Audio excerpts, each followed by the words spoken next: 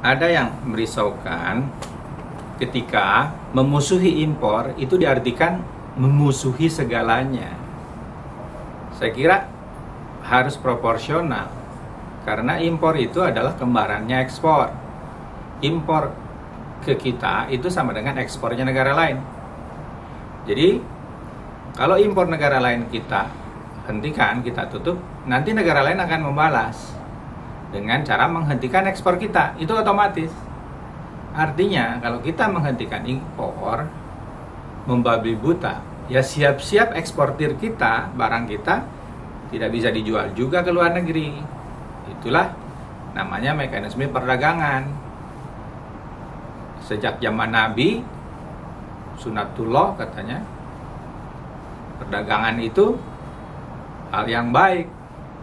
Nah, masa kita sekarang ujuk-ujuk mengatakan bahwa impor itu buruk, karena itu harus dibunuh?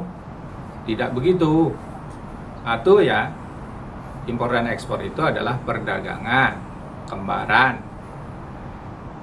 Kedua, impor itu meningkatkan kesejahteraan suatu bangsa. Bagaimana caranya? Satu, ketika kita mengimpor bahan baku dan barang modal, bahan bakunya bisa kapas, barang modalnya mesin. Lalu kita kan menjadi produsen tekstil, produsen garment, kita mengekspor kan. Banyak sekali rakyat yang bekerja karena tumbuhnya industri tekstil dan garment, sepatu dan sebagainya. Kedua, daging misalkan. Kita impor daging dan sebagainya, tumbuh industri sosis, ayam. Kita impor besi batangan itu, kan itu membuat industri konstruksi tumbuh. Bagaimana industri konstruksi tumbuh, lalu kemudian industri mebel gitu yang pakai besi-besi di Indonesia, itu pekerjanya berapa itu? Pengusahanya berapa? Kalau kita tidak mengimpor saat itu. Sekarang kita udah mulai memproduksi. Tapi pada saat itu dulu besi baja kita kan hampir tidak ada. Ya kita mengimpor. Jadi mengimpor itu menciptakan hilirisasi, menciptakan kegiatan ekonomi, menarik tenaga kerja demikian banyak, dan membangun modal. Impor itu bahan baku, mesin, sangat bermanfaat, membuat negara sejahtera. Berikutnya, daya saing. Jadi, ketika kita tidak boleh impor, maka produk apa adanya di dalam negeri,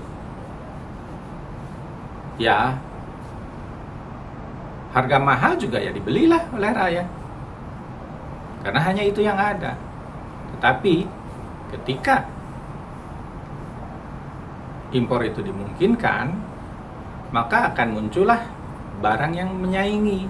Ketika ada barang yang menyaingi, mau nggak mau akan terjadi apa? Peningkatan competitiveness dari para produsen dalam negeri, bebenah supaya harga yang mereka asalnya jual bisa menjadi sama dengan barang impor.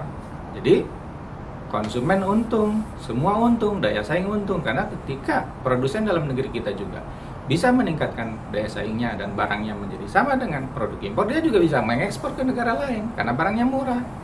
Jadi bentuk dari kompetisi. Memangnya Persib Bandung akan pernah jadi juara dunia antar klub jika tidak pernah tanding dengan Barcelona? Nggak akan pernah. Jadi ya sering-sering Barcelona, Manchester United datang ke Bandung, barulah nanti bisa juara dunia Persibnya. Sama juga ini, barang-barang asing ya sering-seringlah datang ke Indonesia supaya produsen dalam negeri bisa bersaing dan menjadi juara dunia nantinya. Nah, dalam proses itu ingat, ketika konsumen bisa membeli barang rendah, harga murah, nomor 3 ya. Coba, asalnya konsumen beli barang harga 100. Ketika ada barang impor, dia beli 50. Produsen dalam negeri juga menurunkan harga menjadi 50. Bayangkan konsumen, pekerja, kita, saya, yang asalnya belanja 100, sekarang belanja 50. Jadinya apa? Jadinya kita lebih kaya. Bisa nabung 50. Nabung 50 itu adalah akan membangun capital formation, modal untuk usaha yang lain di dalam negeri. Tinggal dikumpulkan oleh sistem perbankan. Nabung 50 loh. Asalnya nabung 0. Sekarang menjadi nabung 50 karena barang lebih murah. Negara untung, semua untung.